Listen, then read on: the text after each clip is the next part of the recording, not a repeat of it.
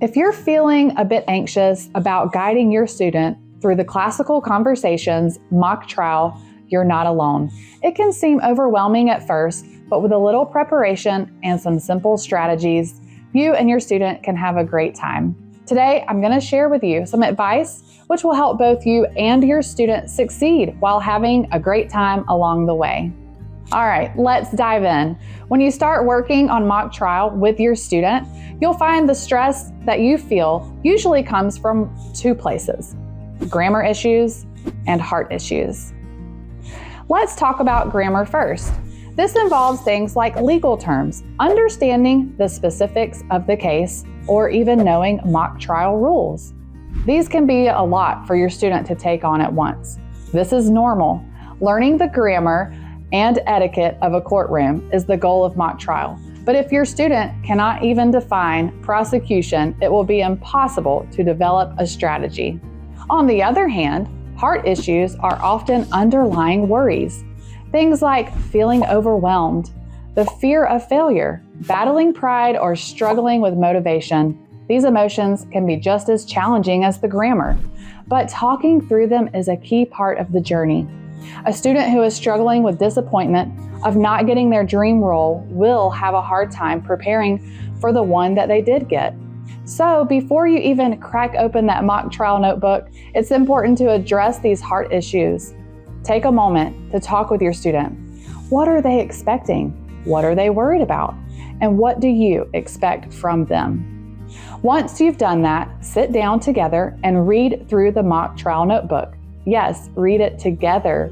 Don't just hand it to your student and expect them to figure it out on their own. Trust me, they'll probably skip the procedural rules and jump straight into the fun stuff, like witness statements and evidence. Make sure you read through the boring sections too.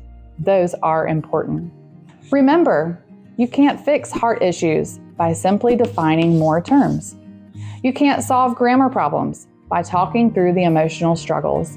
Both need attention, but in different ways, so learn to spot the difference.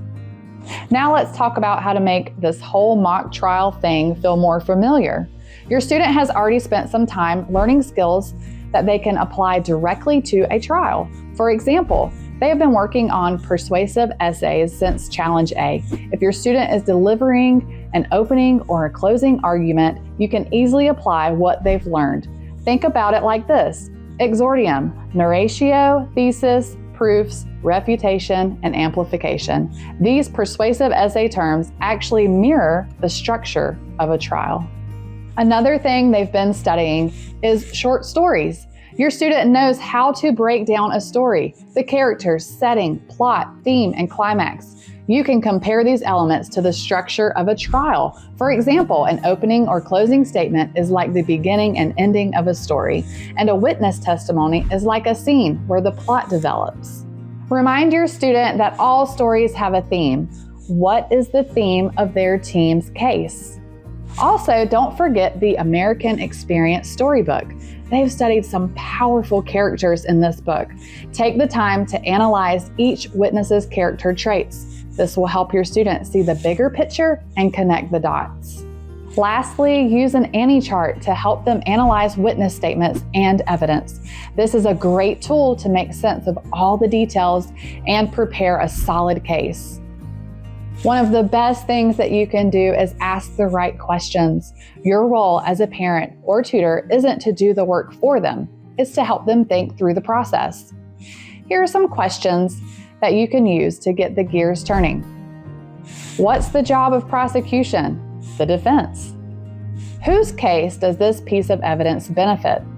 Who has the burden of proof in America?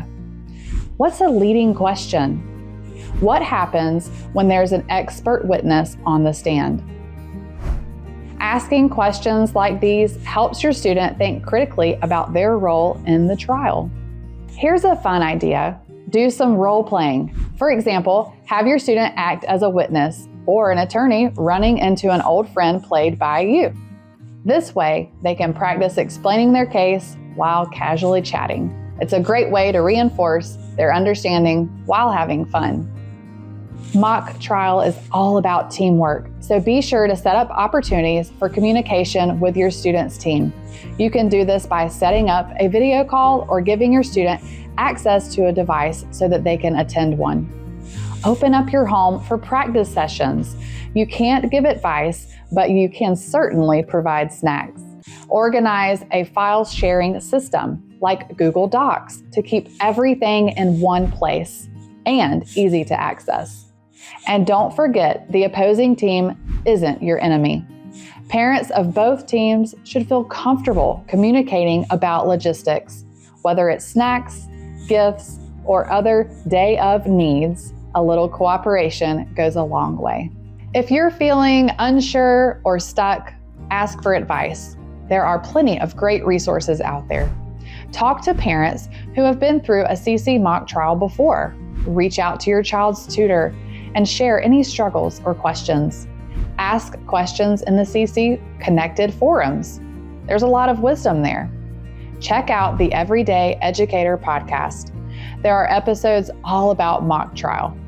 Explore the Classical Conversations blog for encouraging and helpful articles. Don't be afraid to ask for help when you need it. As you guide your student through the mock trial process, don't forget to offer plenty of encouragement.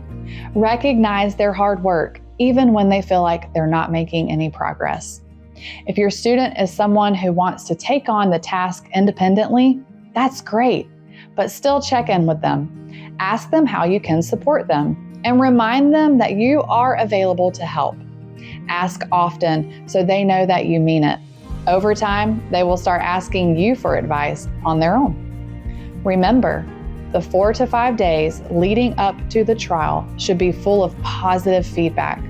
No criticism, just encouragement. Celebrate the growth that you are seeing and let them feel the excitement of their progress. Mock trial is an amazing opportunity for your student to grow as a debater, a storyteller, a leader, and a thinker. It's a chance for them to practice real life skills that will serve them well in the future. And for you, it's an opportunity to watch your child develop in new ways and grow towards adulthood. So stay focused on what matters. Keep things stress-free, and remember, this experience is meant to be a blessing for your family. So enjoy the journey. Thanks for watching and have a great mock trial.